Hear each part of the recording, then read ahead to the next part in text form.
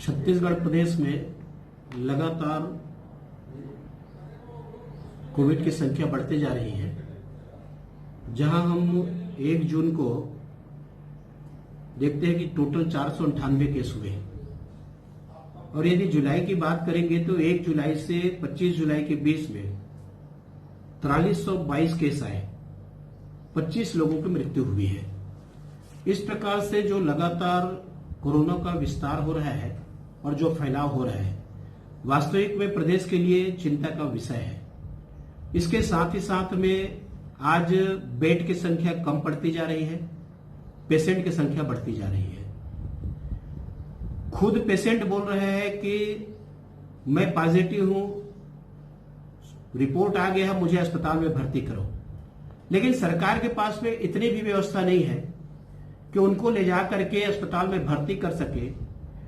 प्रदेश की बात मैं नहीं करता, रायपुर में यही स्थिति हो गई है कि 24-24 घंटे तक इंतजार कर रहे हैं कि उनकी गाड़ी आएंगे और गाड़ी में लेके जाएंगे। आखिर में मोटरसाइकिल में उनको जाना पड़ रहा है। उसके जाने के बाद में भी बेड उनके पास में नहीं है।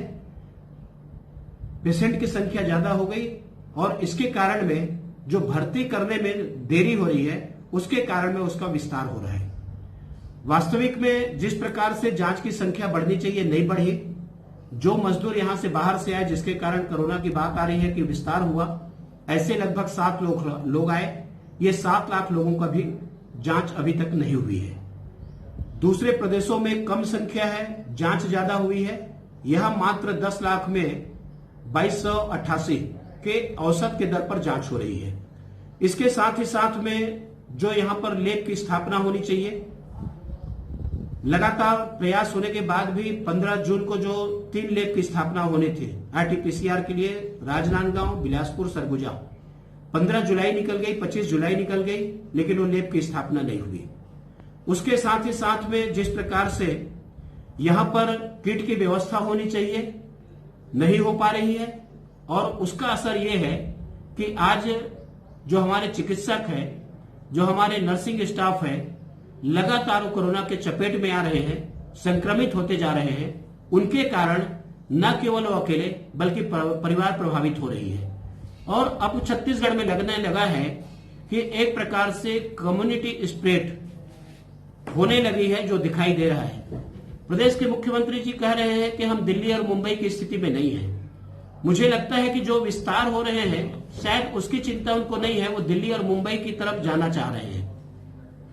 यहां पर जिस प्रकार से सोशल डिस्टेंसिंग और गाइडलाइन का जो पालन होना चाहिए, वास्तविक में सरकार में बैठे ओहदेदार लोगों को देख करके आम जनता में भी ये जो बातें आई है और उसके कारण जो उल्लंघन किया गया है, अवहेलना किया गया है, उसके कारण लगातार बढ़ रही है। लॉकडाउन की जो स्थिति है प्रदेश में, आपके रायपुर में लॉकडाउन है, लेकिन आउटर में शराब की बिक्री हो रही है। उस शराब की बिक्री में बिना मास्क लगाए और सोशल डिस्टेंसिंग का जिस प्रकार से धज्जियां उड़ाई जा रही है, मुझे लगता है लोगों की जान की अपेक्षा दारू के पैसे ज्यादा महत्व हो गई है सरकार के लिए। आज मैं लोगों से केवल आग्रह करना चाहता हूं, आम जनता से, कि बढ़ते हुए संख्या से भयभीत होने की आवश्यकता नहीं है। जितने प्रकार के आयुर्वेद में दिए गए हैं, आप परामर्श करिए डॉक्टर से, इम्यूनिटी को बढ़ाइए, क्योंकि इलाज का कोई समुचित साधन नहीं है। जो गाइडलाइन जारी किया गया है, सोशल डिस्टेंसिंग का आप पालन करिए, मास्क आप लगाइए, साबुन से बार बार हाथ धोइए, सैनिटाइजर का उपयोग करिए और आवश्यक नहीं है तो घर से बाहर निकलने की आवश्यकता नहीं है।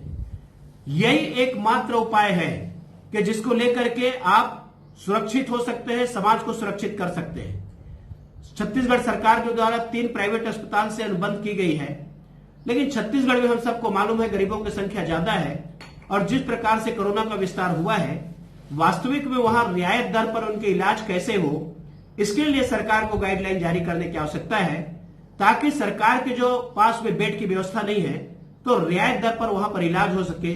इसकी समुचित व्यवस्था स्वास्थ्य विभाग और सरकार को करनी चाहिए।